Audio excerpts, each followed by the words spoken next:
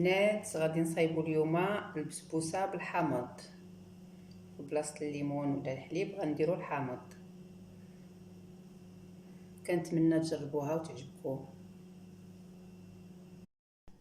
السلام عليكم. دابا غادي نوجدوا بسبوسه بالحامض. غادي نحتاجوا كاس ديال الحليب، نص كاس تاع الزيت، 4 كاس تاع سنيده، لاننا غنسقيوها بالسيرو ديال الحامض حلو. غنفضلوا انك السكر ما ديريش بزاف. بيضه، هنا كاينه خماره فاني وخماره حمرة الحلوى وقبصه الملحه، وطبعا السميده حسب الخليط. وهنا حامضه، بما انه الموسم ماشي تاع الحامض، عندي انا حامضه من الكونجيلاتور. غادي نحكها ونطحنها وناخذ العصير ديالها. دابا انا حكيت الحامضه، غادي نحيد لها فيها شي عظام ونطحنها ونصفيها وناخذ العصير ديال الحامض.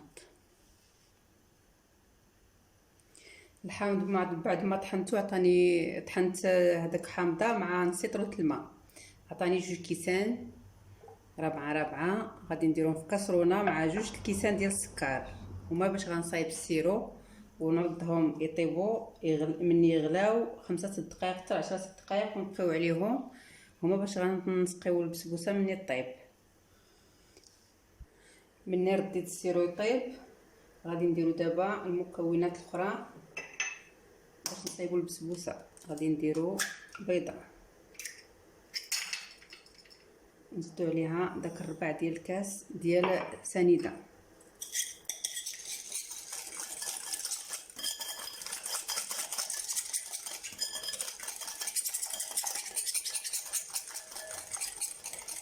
حليب،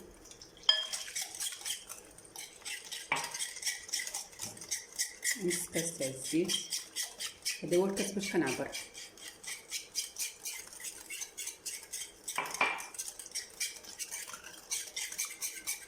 الفاني والخماره ديال الحلوى والملحه.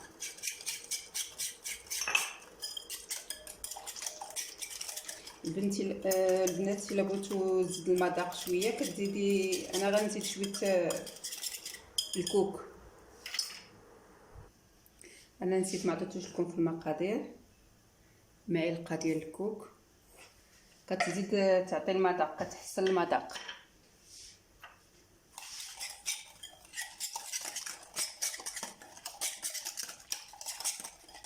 كي قلت لكم السميده حسب الخليط.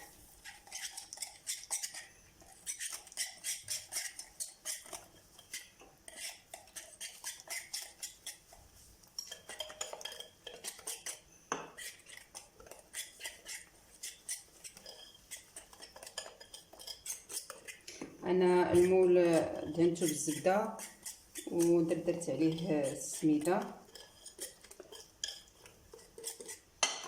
باش يكون واجد.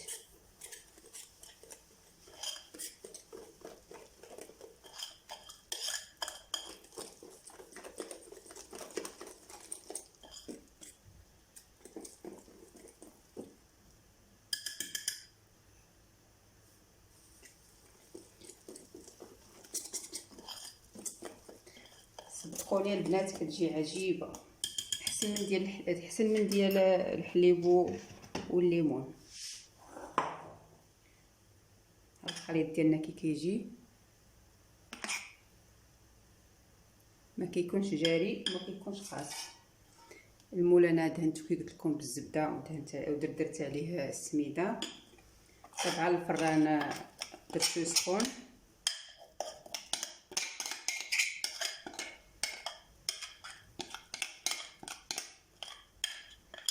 غادي نديرها طيب ونرجع لكم. غادي تسرحوها طبعا، غتقادوا لها الوجه ديالها.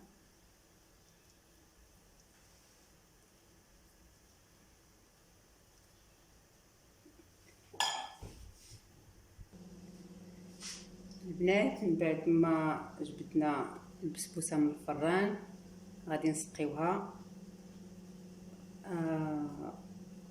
قبل ما نسقيوها غادي نقطعوها بعدا باش يدخل معاها السيرو كامله. سمحوا لي البنات، مع يدي في الغدا ويدي في البسبوسه.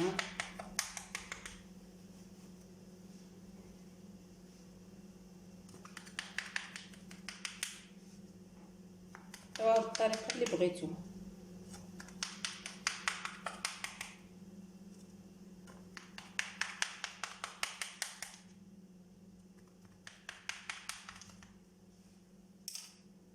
غادي نسقيوها دابا.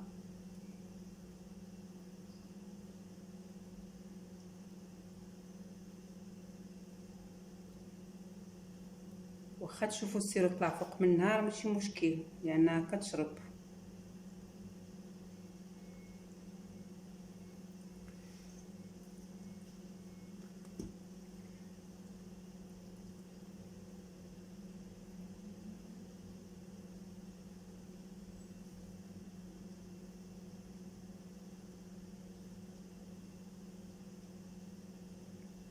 غادي نستمر هكا تتشرب الماء كامل. هانتوما تشوفوا انا درت كلشي. دابا غنحاول نزوقها بشويه الكاوكاو ولا اللوز ولا اللي عندكم. من بعد كنردها 5 دقائق في الفران شاعل من يكون شاعل من الفوق وهي تحت. 5 دقائق ونخرجوها.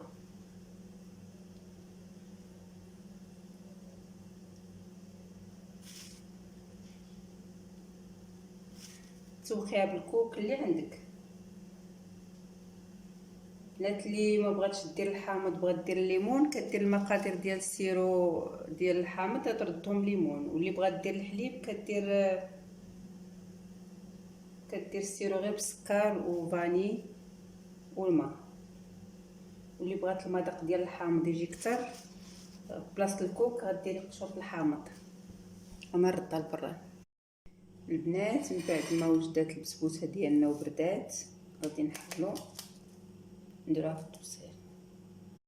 البنات البسبوسه ديالنا من بعد ما وجدات ودرناها في الطبسيل هي هذه. كنتمنى تجربوها وتعجبكم وبالصحه والراحه.